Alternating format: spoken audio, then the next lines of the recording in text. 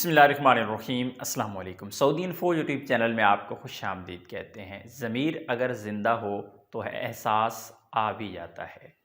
खालिद अल-मानिया जो Saudi Arabia के एक बड़े जर्नलिस्ट हैं, एक बिज़नेसमैन हैं, वो कहते हैं सऊदी शहरियों को कि अगर आप किसी को काम नहीं दिलवा सकते, आप किसी को नहीं रख सकते, आप तनख्वाह अदा नहीं कर सकते, अगर आपके पास काम नहीं है तो फिर आप बुलवाते क्यों हैं।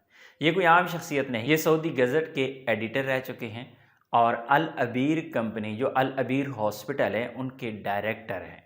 उनकी तरफ से ये बयान आया है। सऊदी अरेबिया में ज़्यादातर मसाइल लोगों को दो किस्म के हैं। सबसे पहला मसला लोगों को सैलरी का मसला होता है, जिनको टाइम पे सैलरी नहीं मिलती या फिर मिलती ही नहीं।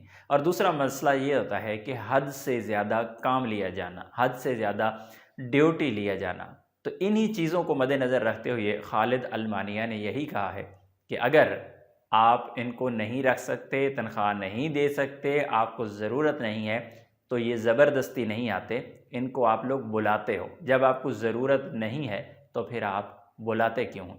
अगर आप अल अबीर कंपनी में काम करते हैं तो अल अबीर कंपनी में सिस्टम कैसा है आपने कमेंट बॉक्स में जाकर ज़रूर लिखना है। कहीं ऐसा ना हो कि ये भी कोई सियासी बयान हो। अपनी दुआ में याद रखिएगा। अस्सलाम वालेकुम।